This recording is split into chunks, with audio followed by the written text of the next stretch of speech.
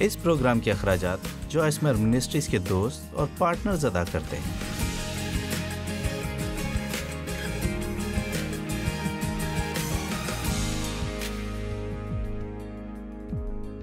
ہم جلدی سے دیکھیں گے غلطیوں 5 باب۔ پہلی آیت، پولس کہتا ہے مسیح نے ہمیں آزاد رہنے کے لیے آزاد کیا ہے، بس قائم رہو اور دوبارہ غلامی کے جوئے میں نہ جتو جس میں پہلے تھے۔ دیکھیں، انہیں مسیح میں آزادی ملی تھی۔ آپ میں سے کتنے لوگ بہت خوش تھے جب پہلی مرتبہ مسیح کو قبول کیا؟ آپ وہ دن یاد کرتے ہیں کہ کتنے شاندار تھے جب تک کہ کسی نے آپ کے لیے قانون نہ بنانے شروع کیے۔ آپ بہت خوش تھے جب تک کہ لوگوں نے آپ کو بتانا شروع کیا کہ کیا کرو یا نہ کرو۔ آپ صبح 5 منٹ دعا کرتے تھے، آپ خدا کے ساتھ رابطہ قائم کر رہے تھے، اور آپ صرف 5 یا 10 منٹ میں بہت خوش تھے۔ اور پھر چرچ میں ایک روحانی مسیحی بہن آپ کو دعوت دیتی ہے کہ صبح کی دعا پر آؤ، اور آپ وہاں سنتے ہیں کہ وہ روزانہ 3 گھنٹے دعا کرتی ہیں، اور وہ ایک دم آپ سے پوچھتی ہیں کہ آپ صبح اٹھ کر کتنی دیر دعا کرتے ہیں۔ چند لمحے پہلے شاید آپ بہت خوش تھے اور آپ کے لیے سب کچھ شاندار تھا، اور اب اچانک ہی آپ مجرم محسوس کرتے ہیں، اور پھر آپ گھر جاتے ہیں اور اس کی نقل کرنے کی کوشش کرتے ہیں، اور آپ بہت ہی بدتر محسوس کرتے ہیں۔ یہی لوگوں کے ساتھ ہوتا ہے، وہ مسیح کو قبول کرتے ہیں، سب کچھ بہت اچھا ہوتا ہے، اور پھر وہ انسانی قانون اور اصول سیکھنا شروع کر دیتے ہیں جو آپ کی کلیسیا آپ کو سکھاتی ہے، اور جب آپ نہیں کرتے تو پھر آپ خدا کے ساتھ اپنے تعلق سے لطف نہیں اٹھا سکتے۔ کیا کوئی ہے جو چاہتا ہے کہ وہ بس خدا کے ساتھ چلے اور لطف اٹھائے اور ہر وقت خود کو مجرم نہ محسوس کرتا رہے؟ آپ جانتے ہیں کہ یسوع آپ کے لیے ہوا تاکہ یہ سب دے۔ اس لیے یہ لوگ اسی طرح تھے، یہ بہت پرجوش تھے۔ پہلے وہ بت پرست تھے، اور پھر انہیں پتا چلا کہ انہیں یہ سب نہیں کرنا ہے، وہ فضل سے بچ سکتے ہیں، لیکن یہ شرع پرست یہودی کلیسیا میں گھس آئے اور ان کو واپس شریعت کے ماتحت کرنے لگے۔ میں کہہ سکتی ہوں کہ ابلیس اپنی ہر ممکن کوشش کرے گا اور تمام حربے استعمال کرے گا تاکہ آپ کو غلامی میں لے جائے، یعنی کہ وہ کام جو آپ نہیں کر سکتے۔ اس لیے آپ اپنے آپ کو مجرم اور خود پر الزام محسوس کریں گے۔ یہ ہمارا سب سے بڑا مسئلہ ہے، ہمارا سب سے بڑا مسئلہ یہی ہے۔ اس لیے وہ کہتا ہے، سنیے، مسیح نے ہمیں آزاد رہنے کے لیے آزاد کیا ہے، پس قائم رہو اور دوبارہ غلامی کے جوئے میں نہ جتو جس سے پہلے جان چھڑائی ہے۔ دوبارہ کہوں گی، ہمیں آزادی ملتی ہے اور پھر ہم اسے برقرار رکھتے ہیں۔ اس لیے آپ جس چیز سے بھی چھڑائے گئے ہیں اور اس آزادی میں قائم نہیں رہتے تو ابلیس گھس آئے گا اور آپ سے آپ کی ہر طرح کی آزادی چھین لے گا۔ کیا آپ کو لگتا ہے کہ آپ پرانی چیزوں کی طرف لوٹ رہے ہیں جن سے آزاد ہوئے تھے؟ دیکھیں، اس لیے تو آپ کو ضرورت ہے کہ آپ ابلیس سے کہیں کہ نہیں، تو مجھے واپس نہیں لے جا سکتا۔ کبھی کبھار میرے ساتھ ایسا ہو جاتا ہے، لیکن میں خدا کا شکر کرتی ہوں، اور جب خدا مجھ پر ظاہر کرتا ہے کہ میں کیا کر رہی ہوں، کیونکہ اس طرح میں نہ کہہ سکتی ہوں کہ میں واپس نہیں جاؤں گی جس پر فتح پا رکھی ہے، میں وہاں واپس نہیں جاؤں گی۔ اس لیے وہ 6 آیت میں کہتا ہے، مسیح یسوع میں نہ تو ختنہ کچھ کام کا ہے نہ مختونی، مگر ایمان جو محبت کی راہ سے اثر کرتا ہے۔ دیکھیں، پرانے عہد نامے کی بہت سی چیزیں سایہ تھیں ان باتوں کا جو ہم آج کرتے ہیں۔ یہ لوگ حقیقت میں ختنہ کرواتے تھے، یعنی نر بچوں کا، تاکہ یہ خدا کی تابع داری کا نشان ہو اور اس کے ساتھ عہد میں رہنے کا۔ لیکن اب ہمیں ان سب کی ضرورت نہیں ہے۔ خدا اب ہمارے دل کا ختنہ چاہتا ہے۔ وہ چاہتا ہے کہ اب ہم جسم کے تحت زندگی نہ گزارے بلکہ خدا کے روح کی ہدایت سے چلیں۔ میں سوچتی ہوں کہ آپ میں سے کتنے لوگ ہیں جو پاک روح کی رہنمائی میں چلتے ہیں، بنسبت ان لوگوں کے جو لوگوں کی رہنمائی اور اصولوں کے مطابق چلتے ہیں اور اپنی زندگی گزارتے ہیں۔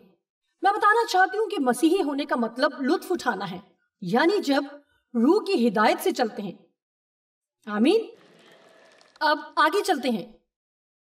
لوگ اکثر کچھ ایسے کام کرتے ہیں، مثال کے طور پر جب آپ کچھ اچھا کرتے ہیں تو کیا آپ محسوس کرتے ہیں کہ خدا پر آپ کا قرض ہے؟ دیکھیں، جب آپ کی زندگی میں امتحان آتے ہیں تو یہ اچھی بات ہے، اور اگر آپ خود کو کہتا ہوا پائیں کہ یہ میرے ساتھ کیسے ہو سکتا ہے، خدایا میں تو ہر ہفتے چرچ بھی جاتی ہوں، میرے ساتھ کیسے ہو سکتا ہے، میں ہر روز دعا کرتی ہوں، یہ میرے ساتھ کیسے ہو سکتا ہے، خدایا میں باقاعدگی سے دائیے کی دیتی ہوں، لیکن یہ اشارہ ہے کہ ہم یہ غلط نیت سے کر رہے ہیں. ہم اس لیے نہیں کر رہے کہ ہمیں خدا سے پیار ہے. ہم خدا سے نمبر لینا چاہتے ہیں, گویا اس پر ہمارا ادھار ہو. اب ذرا غور سے سنیں, خدا ہمارا قرضدار نہیں ہے. چونکہ میں نے 42 سال اس کا کلام سنایا ہے اور مطالعہ کیا ہے, میں نے زندگی کے 42 سال وقف کیے ہیں, لیکن یہ تو میرے لیے اعزاز ہے, وہ اس خدمت کے بدلے میرا قرضدار نہیں. اور اگر میرے خاندان میں کچھ ہوتا ہے جسے میں نہ سمجھ سکوں, تو سب سے برا کام جو میں کر سکتی ہوں کہ خدا سے کہوں کہ تو میرے ساتھ یہ کیسے کر سکتا ہے, کتنے سال تیری خدمت کی ہے. تو پھر میں اس کی درست نیت سے خدمت نہیں کر رہی ہوں. میں اس لیے اس کی خدمت کر رہی تھی کہ مجھے کچھ حاصل ہو. اس لیے اگر آپ اچھے کام لوگوں کو متاثر کرنے کے لیے کرتے ہیں تو یہ ایک مسئلہ ہے. آئیں متی 6 باب کچھ دیر کے لیے دیکھیں.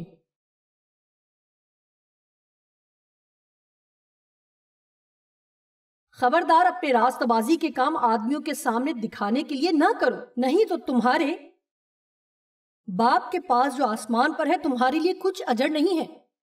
بس جب تو خیرات کرے تو اپنے آگے نرسنگا نہ بجوا, جیسا ریاکار عبادت خانوں اور کوچوں میں کرتے ہیں, تاکہ لوگ ان کی بڑائی کریں. میں تم سے سچ کہتا ہوں کہ وہ اپنا اجر پا چکے. بلکہ جب تو خیرات کرے تو جو تیرا دہنا ہاتھ کرتا ہے اسے تیرا بایاں ہاتھ نہ جانے, تاکہ تیری خیرات پوشیدہ رہے. اس صورت میں تیرا باپ جو پوشیدگی میں دیکھتا ہے وہ تجھے بدلہ دے گا. یہ آج کل کے دور میں بہت ہی مشکل کام ہے کہ اپنا منہ بند رکھیں ان اچھے کاموں کے لیے جو ہم کرتے ہیں. ہم چاہتے ہیں کہ ہمیں کچھ تو صلہ ملے. اب میں اپنی کہانی سناتی ہوں. پچھلے ہفتے مجھ سے ایک غلطی سرزد ہوئی. آپ جانتے ہیں کہ میں کانفرنس کرتی رہتی ہوں اور اسی سے ٹی وی پر تعلیمی ویڈیو چلتی ہیں. پھر میں ٹی وی اسٹوڈیو میں جاتی ہوں اور ہر پیغام کا شروع اور آخر ترتیب دیتی ہوں, پیغام کا خلاصہ دیتی ہوں اور پھر کچھ کتابوں کی پیشکش کرتی ہوں, یا شاید کوئی اور بات کہتی ہوں. ہر ایک پیغام کو ریکارڈ کروانے کے لیے مجھے کپڑے تبدیل کرنے پڑتے ہیں اور زیادہ سے زیادہ مجھے 12 مرتبہ کپڑے تبدیل کرنا پڑتے ہیں. لیکن پچھلے دنوں میں مجھے 17 مرتبہ کپڑے تبدیل کرنا پڑے. اور پھر میں نے لوگوں کو بتانا شروع کیا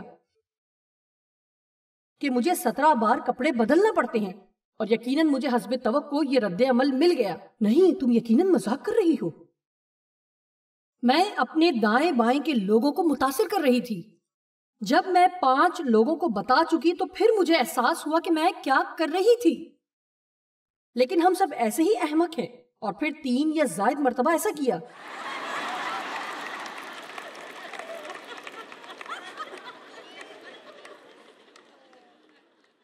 کیا آپ کے خیال میں آپ ہر روز صبح 10 سال تک 1 گھنٹہ روزانہ دعا کر سکتے ہیں اور اپنا منہ بند رکھیں اور صرف خدا کے لیے کرتے رہیں؟ ایسا ممکن نہیں ہے. آمین.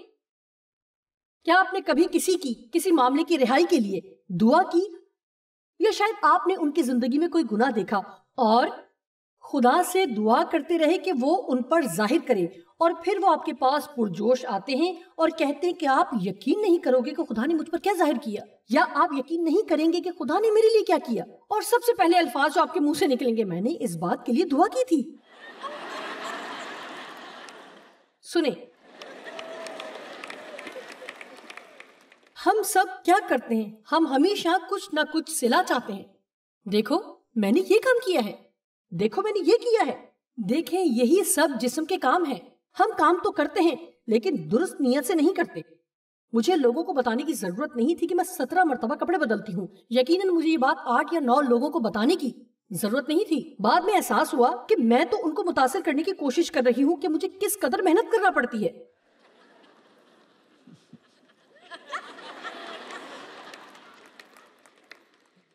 ہم جو کچھ پوشیدگی میں خدا کے لیے کرتے ہیں, خدا اس کا اجر ہمیں سب کے سامنے دے گا.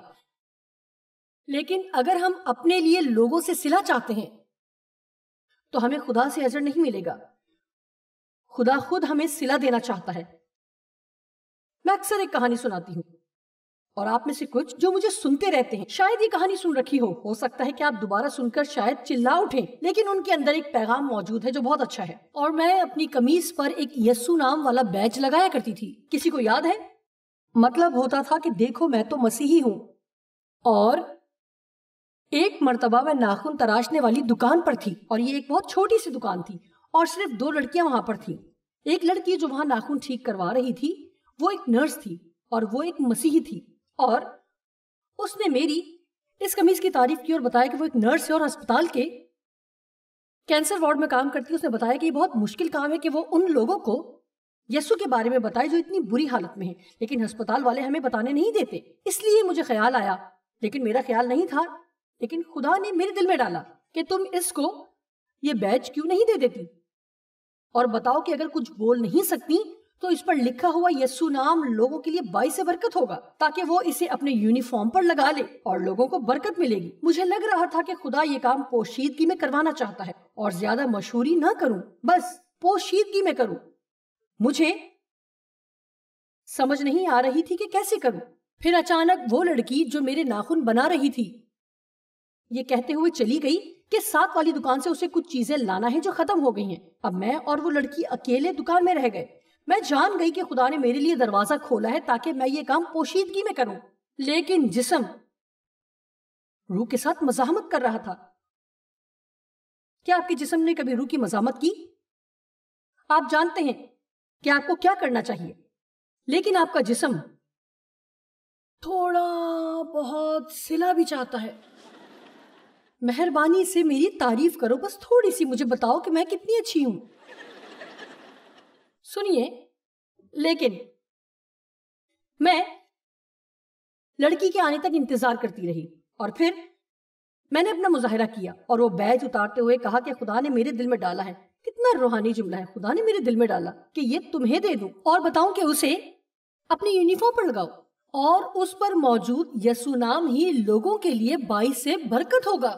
اور واقعی وہ سب بہت متاثر ہوئی۔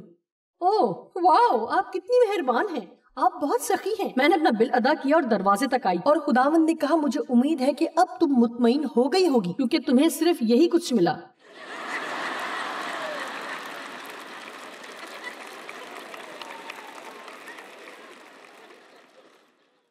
آپ میں سے کتنے لوگ آج عہد کریں گے کہ یہاں سے جا کر آپ پوشیدگی میں کام کریں گے جو صرف اور صرف آپ کے اور خداوند کے درمیان ہو؟ صرف اپنے تک رکھیں۔ آپ کہتے ہیں کہ خدا کے قریب ہونا چاہتے ہیں تو ایسے خدا کے قریب ہوں گے جب اس طرح کام کریں۔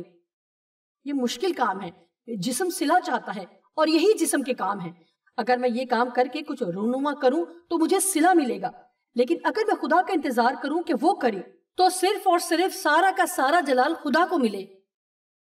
اس لیے پولس ان لوگوں کو سکھانے کی کوشش کر رہا ہے کہ تم شریعت سے آزاد کیے گئے ہو، اب تمہیں مزید شریعت کے ماتحت زندگی نہیں گزارنا، اب تمہیں پاک روح کی رہنمائی اور قائلیت حاصل ہے۔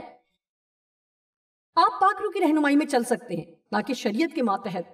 میں آپ کو بتا رہی ہوں کہ آپ پاک روح کی رہنمائی میں چل سکتے ہیں، لیکن اگر آپ ایسا کریں گے تو توقع ہے کہ آپ کو کچھ تنقید کا سامنا کرنا پڑے گا، کیونکہ آپ ہمیشہ ویسا نہیں کریں گے جیسے دوسرے کرتے ہیں۔ جب آپ کے تمام دوست صبح کی دعائیہ میٹنگ پر جاتے ہیں اور آپ جانے کی تحریک محسوس نہیں کرتے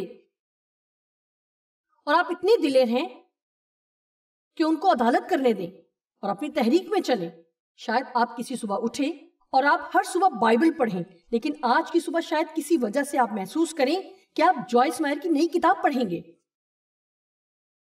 اور بہت اچھا ہوگا اور آپ اسے حاصل کرتے ہیں، لیکن تو پھر آپ کو شرعی اصول کہیں گے کہ آپ یہ نہیں کر سکتے، یہ نہیں کر سکتے، تمہیں تو بائبل پڑھنا ہے۔ اس لیے آپ بائبل پڑھنا شروع کرتے ہیں، جلدی جلدی پڑھتے ہیں اور اپنا کام ختم کرتے ہیں، لیکن آپ کچھ نہیں سیکھتے اور آپ کو کچھ یاد بھی نہیں رہتا ہے، لیکن آپ نے یہ اس لیے پڑھا کیونکہ یہ آپ کے لیے قانون بن گیا ہے۔ آپ پاک روح کی رہنمائی میں چلنے سے خوف زدہ ہیں، اس لیے آگے بڑھیں اور جو آپ محسوس کرتے ہیں کہ خدا چاہتا ہے، اس لیے بتانے کی ضرورت نہیں کہ آپ کیا کچھ سیکھ سکتے ہیں۔ اگر آپ خدا کی رہنمائی خدا کی رہنمائی میں چلتے، کیا کوئی سن رہا ہے؟ آپ جانتے ہیں کہ میں کیا کہہ رہی ہوں؟ کیا ہم اکثر ایسا کرنے کے لیے خوف زدہ نہیں ہو جاتے؟ خدا کی رہنمائی میں چلنے سے ڈر جاتے ہیں۔ پولس انہیں آزادی کے بارے میں سکھا رہا ہے، لیکن غلطیوں 5 باب میں وہ خبردار بھی کرتا ہے کہ آزادی کا مطلب کیا ہے۔ میں چاہتی ہوں کہ آپ اسے غور سے سنیں کیونکہ آج کل یہ بہت ہو رہا ہے۔ آزادی کا مطلب یہ نہیں کہ آپ جب چاہیں جیسے چاہیں کچھ بھی کریں جو آپ چاہتے ہیں۔ اب ہم ایک نئی شریعت ہے جس کے ہم ماتحت ہیں، جسے آزادی کی شریعت کہتے ہیں۔ یہ شریعت دراصل محبت کی شریعت ہے، اس لیے پولس کہتا ہے تمہاری کسی طرح کی بھی آزادی کسی دوسرے کے لیے ٹھوکر یا تکلیف کا باعث نہ ہو۔ دیکھیں، اس لیے یسوع نے کہا کہ محبت تمام شریعت کی تکمیل ہے، جس میں پرانے عہد نامے کے بہت سے قواعد و ضوابط شامل ہیں کہ لوگوں کے ساتھ کیسے برتاؤ کرنا ہے۔ ہمیں ان 5000 احکام کی ضرورت نہیں ہے کہ لوگوں کے ساتھ کیسا برتاؤ کرنا ہے۔ اگر ہم محبت میں چلتے ہیں تو ہم لوگوں کے ساتھ اچھا سلوک کریں گے، اور ہم ہمیشہ ہی ان کے ساتھ اچھا کریں گے، ہم ہمیشہ ہی ان پر مہربان ہوں گے۔ اس لیے بہت سے گناہ تو ویسے ہی آپ کی زندگی سے دور ہو جائیں گے اگر آپ صرف محبت میں اور پاک روح کی رہنمائی میں چلیں، بجائے اس کے کہ ماضی کی طرح اپنی مرضی سے چلتے رہیں۔ اب میں آپ کو ایک سچائی بتانا چاہوں گی، اگر ہم ان 2 چیزوں کا مطالعہ کریں تو ہماری باقی روحانی زندگی بہت اچھی ہوگی۔ ایمان اور محبت، ایمان اور محبت۔ غلطیوں 5 باب کی 6 آیت۔ مسیح یسوع میں نہ تو ختنہ کچھ کام کا ہے، نہ مختونی، مگر ایمان جو محبت کی راہ سے اثر کرتا ہے۔ کیا یہ خوبصورت بات نہیں؟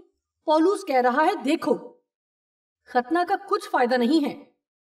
اب ہمارا نیا ختنہ ہوا ہے کہ جسم کو ماریں اور محبت میں چلیں، جسم کو حکومت کرنے نہ دیں، اسے کاٹ دیں، کاٹ ڈالیں، اور روح کی پیروی کریں اور محبت میں چلیں تو آپ ہمیشہ وہ کریں گے جو خدا چاہتے کہ آپ کریں۔ آپ جانتے ہیں جب ہم محبت میں چلنا شروع کرتے ہیں تو ہم مسیحی ہونے سے لطف اٹھاتے ہیں، کیونکہ یہ نہایت شاندار بات ہے کہ اپنی ذات سے توجہ ہٹائی جائے، اور یہ کہ آپ دوسروں کے لیے کیا کر سکتے ہیں۔ کیا آپ اس پر یقین رکھتے ہیں؟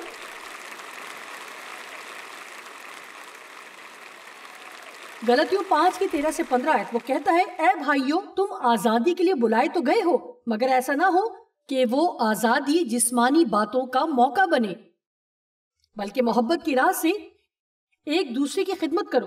مجھے ایسے لوگوں پر غصہ آتا ہے جو لاپرواہی سے زندگی گزارتے ہیں اور کہتے ہیں کہ انہیں آزادی حاصل ہے اور وہ فضل میں ہیں۔ میں بتانا چاہوں گی فضل کا مطلب یہ نہیں کہ ہم لاپرواہ زندگی گزاریں اور خدا کچھ نہ کہے۔ دراصل یہ ہمارے لیے شریعت سے بڑھ کر بلاوا ہے۔ شریعت کہتی ہے کہ زنا نہ کر، لیکن یسوع نے کہا اگر تم نے بری نظر سے کسی عورت کو دیکھ بھی لیا تو تم اپنے دل میں اس کے ساتھ زنا کر چکے۔ تو کیا آپ کے خیال میں نئے عہد کے مسیحی ہونا بہت آسان کام ہے؟ اگر آپ واقعی مکمل طور پر وفادار ہیں، میرا مطلب شریعت کے پاسدار ہیں، جس میں 10% دائیگی دینا ہے، لیکن پولس نے فیاضی سے دینے کو کہا ہے، اور آپ جانتے ہیں کہ فیاضی کا کیا مطلب ہے، یعنی جتنا چاہے اس سے زیادہ دینا۔ انہیں 10% دینا پڑتی تھی، لیکن ہمیں کہا گیا ہے کہ ہم فیاضی سے دیں۔ فیاضی کا مطلب یہ نہیں کہ چندہ دینے کے وقت پرس میں سے نکالیں اور آپ کے پاس 1 روپیہ ہے، 5 کا سکہ ہے، 10 کا نوٹ ہے، 20 کا نوٹ ہے، اور 50 کا ہے، اور 100 کا ہے، اور آپ 1 روپیہ چندہ دیتے ہیں۔ فیاضی کا مطلب ہے کہ آپ اپنا بہترین دیں، نہ کہ جو آپ کے پاس کمتر ہے۔ کیا کسی کو میری بات سمجھ آ رہی ہے؟ ٹھیک ہے، اکثر مجھے خود کی سمجھ نہیں آتی، لیکن میں چاہتی ہوں کہ آپ ضرور سمجھ جائیں، کیونکہ ساری شریعت پر ایک ہی بات سے پورا عمل ہو جاتا ہے، یعنی اپنے پڑوسی سے اپنی مانند محبت رکھ۔ لیکن اگر تم ایک دوسرے کو کاٹتے اور پھاڑتے کھاتے ہو تو خبردار رہنا کہ ایک دوسرے کا ستیہ ناش نہ کر دو۔ میں نہیں جانتی کہ محبت کے بارے میں کیا بتا سکتی ہوں۔ یہ حیران کن بات ہے کہ بائبل صرف محبت کی بات کرتی ہے۔ یہ میرے لیے بہت بڑی بات بن گئی، شاید 10 یا 12 سال سے، بجائے اس کی کہ میں انسانی قوانین کو پورا کروں۔ میں ہر روز اٹھتی ہوں اور کوشش کرتی ہوں کہ لوگوں سے پیار کروں، یسوع سے پیار کروں، خود سے پیار کروں، جی ہاں، خود سے بھی پیار کروں۔ آپ کو اپنا بہترین ساتھی بننا ہے، اپنا بہترین دوست بننا ہے، اپنی مخالفت نہ کریں۔ خود سے پیار کیے بغیر آپ دوسروں سے پیار نہیں کر سکتے۔ سنیں، آپ کی سب سے بڑی مشکل ہے کہ آپ کے تمام مسائل میں سب سے بڑا مسئلہ یہ ہے کہ آپ خود کو پیار نہیں کرتے،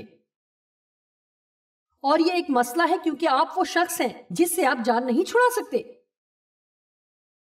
آپ اپنے ساتھ گھر جاتے ہیں، اپنے ساتھ باتھ روم جاتے ہیں، جہاں بھی جاتے ہیں آپ اپنے ساتھ ہیں۔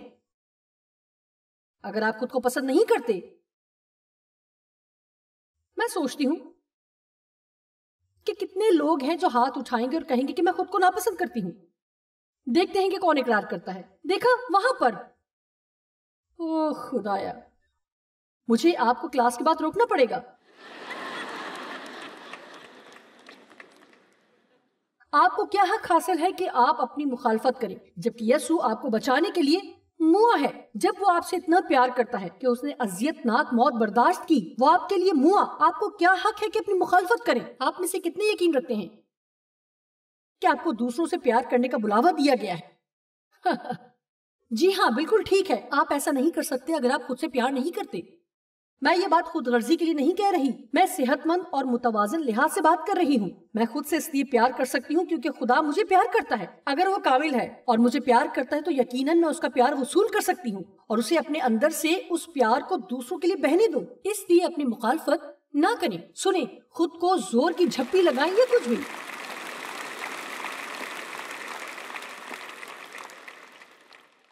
5ویں باب میں ہم پڑھتے ہیں پولس رسول روح میں چلنے کے تعلق سے اور جسم میں چلنے کے درمیان موازنہ پیش کرتا ہے۔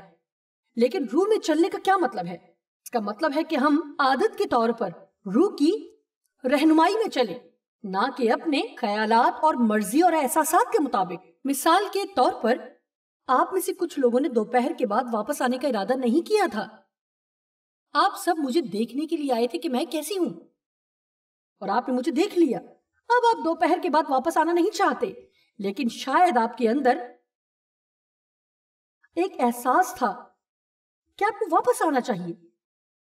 اسے کہتے ہیں قائلیت یا ابھارنا۔ کیا آپ جانتے ہیں کہ کبھی بھی خدا آپ پر نہیں چلائے گا کہ تم اس میٹنگ میں واپس جاؤ ورنہ تم مشکل میں پھنس جاؤ گے؟ شاید آپ کے باقی دوست کہیں کہ ہم جا رہے ہیں، لیکن آپ محسوس کر رہے ہیں کہ آپ کو رکنا چاہیے۔ دیکھیں، جب ہم پاک روح کی سربراہی اور رہنمائی میں چلنا شروع کرتے ہیں کہ وہ کریں جو ہم یقین رکھتے ہیں کہ خدا چاہتا ہے کہ ہم کریں، تب ہماری زندگی واقعی شاندار ہو جاتی ہے۔ آمین۔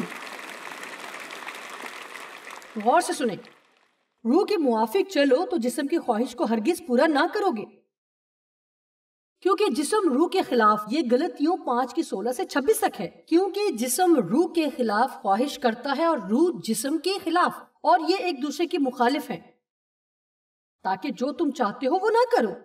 اور اگر تم روح کی ہدایت سے چلتے ہو تو شریعت کے ماتحت نہیں رہے۔ میں چاہتی ہوں کہ آپ اس پر غور کریں۔ اب جسم کے کام تو ظاہر ہیں، یعنی حرام کاری، ناپاکی، شہوت پرستی، بت پرستی، جادوگری۔ اس کا مطلب جادو ٹونا ہے، یعنی بت پرستی، عداوتیں، جھگڑا، حسد۔ میں چاہتی ہوں کہ اب آپ غور کریں کہ حسد، غصہ، تفرقے اسی فہرست میں ہیں جس میں جادوگری ہے۔ جادوگری، تفرقے، جدائیاں۔ 21ویں آیت، بغض، نشہ بازی، ناچ رنگ۔ ہم سوچتے ہیں کہ ناچ رنگ شاید حسد سے زیادہ برا ہے، لیکن خدا نے ان سب کو ایک ہی فہرست میں رکھا ہے۔ جانتے ہیں مجھے کس بات کی فکر ہے؟ میں سوچتی ہوں کہ کیا کچھ ایسے گناہ بھی ہیں جو قابل قبول ہو چکے ہیں، ایسے کام جو ہم کرتے ہیں اور ہمیں تشویش نہیں ہوتی کیونکہ ہم دوسرے بہت سے لوگوں کو کرتا دیکھتے ہیں۔ لیکن چاہے دوسرے لوگ کتنا ہی سمجھوتا کریں، آپ کو سمجھوتا کرنے کا حق نہیں مل جاتا۔ کیا جانتے ہیں کہ سمجھوتا کیا ہے؟ اس کا مطلب ہے کہ آپ جو جانتے ہیں کہ درست ہے اس سے تھوڑا سا نیچے رہنا۔ میں آپ سے کہہ رہی ہوں کہ اپنے دل کی ماننا شروع کریں، پاک روح کی ہدایت میں چلیں، روح کی رہنمائی میں چلنے کے لیے دلیر ہو جائیں اور اپنی زندگی کو صرف چند انسانی قوانین کا پابند نہ بنائیں۔ خدا آپ سے غیر مشروط پیار کرتا ہے اور وہ ہمیشہ ہی آپ کے لیے بہترین چاہتا ہے۔ جب آپ اس کی پیروی کرتے ہیں تو وہ آپ کو کبھی بھٹکنے نہیں دے گا۔